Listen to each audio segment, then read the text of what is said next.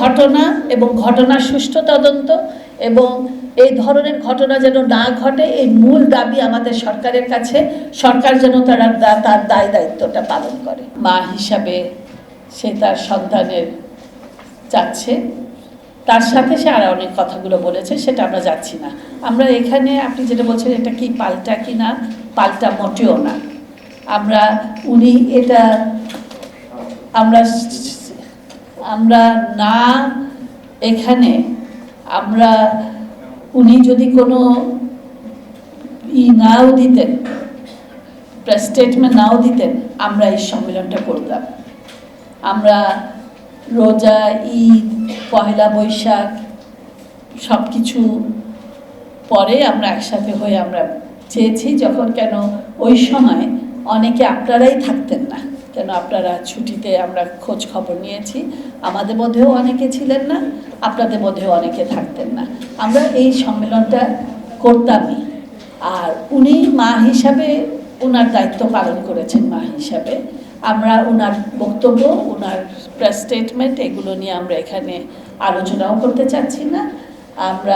আমাদের বক্তব্য যেটা, সেটা সবসময় আমরা এই বক্তব্যটা তুলেই ধরব এবং এই বক্তব্যটা রাখতেই চাচ্ছি যে আমরা একটা সমাজ চাচ্ছি যে সমাজে কোনো অন্যায় পার পেয়ে যেন না যেতে পারে।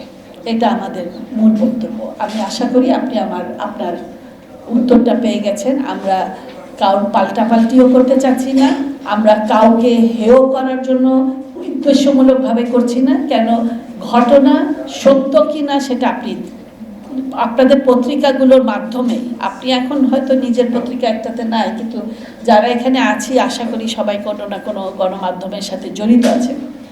আপনাদের মাধ্যমে, আপনাদের বিভিন্ন শুধু পত্রিকা না, আমরা ইভেন টিভি চ্যানেলের মাধ্যমেও অনেকগুলো তথ্য পেয়েছি।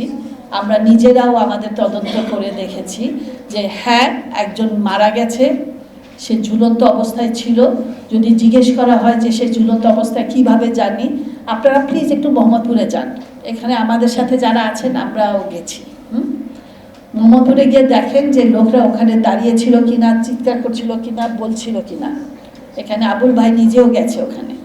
তো সেখানে আর মোহাম্মদপুরে বাসী যারা থাকে, আমরা তো ঢাকায় থাকি, আমাদের তো পরিচিত অনেকে থাকে, তারা প্রতিবেশীরা আমাদেরকে জানিয়েছে কি ঘটেছিল।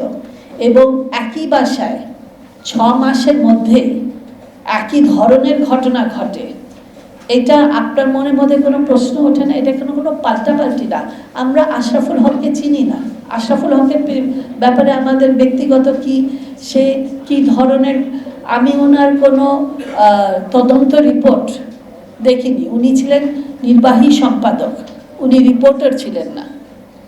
আমি এরকম কোনো দেখিনি। আমাদের ওনার ব্যাপারে কোনো আক্রোশটা নাই, কিন্তু আমাদের তার ব্যাপারে সাংঘাতিকভাবে একটা জমেছে যে যার বাসায় এই ধরনের শিশু শ্রম নিয়োগ করা হয় আর এ ধরনের ঘটনা ঘটতে থাকে। এই জিনিসটা আপনারা একটু মনে রাখেন। আপনাদের যদি বিবেক থাকে, আপনাদের যদি কোনো মানবাধিকারের কোনো বিন্দুমাত্র কোনো আপনাদের মধ্যে থাকে, এই প্রশ্নগুলো আপনাদের মধ্যেও জানবে। অনেক সময় কিছু প্রশ্ন আমরা একটু ডিটেলসে যেতে গেলে মূল বিষয় যেটা, সেটা কিন্তু আড়াল হয়ে যায়। আমরা এখানে কোনো বনামে আলোচনায় যেতে চাচ্ছি না। আমরা ঘটনা এবং ঘটনার সুষ্ঠু তদন্ত এবং এই ধরনের ঘটনা যেন না ঘটে এই মূল দাবি আমাদের সরকারের কাছে। সরকার যেন তার দায় দায়িত্বটা পালন করে।